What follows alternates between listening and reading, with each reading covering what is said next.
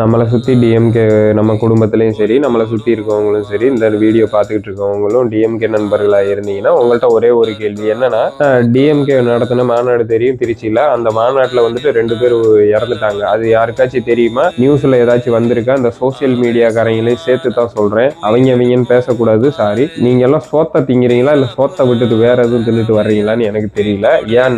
ஏன் அந்த நியூஸ் வரவே இல்லை? நான் வந்துட்டு இதுக்கு டிஎம்கே தான் காரணம்னு சொல்லலை. ஆனால் அங்க ஒரு இன்சிடென்ட் நடந்துச்சு இல்ல. இதே விஜய் இதுல வந்துட்டு டிவிகே கட்சியில வந்துட்டு எந்த ஒரு பிரச்சனை நடந்துச்சுனாலும் அதை பெருசா ஊதி இது பண்றீங்க. பர்சனல் விஷயமா இருந்தாலும் சரி, இல்லைன்னா மாநாட்டுல ஒரு சின்ன ஆக்சிடென்ட் ஆனாலும் சரி, ஏதோ ஒரு விஷயமா இருந்தாலும் அதை பெருசா ஊதி இது பண்றீங்க. அதே மாதிரி எல்லா இடத்துலயுமே இருக்கணும்ல, எல்லா கட்சியை சார்ந்த இடத்துலயுமே இருக்கணும்ல. ஏன் இது வெளியில வரல? இதான் என்னோட கேள்வி. தயவு செஞ்சு பொதுமக்களான நம்ம வந்துட்டு யோசிக்கணும், இவங்க எப்படிப்பட்ட ஆட்சியை நடத்திக்கிட்டு இருக்காங்க, செய்யறாங்க அப்படின்னு.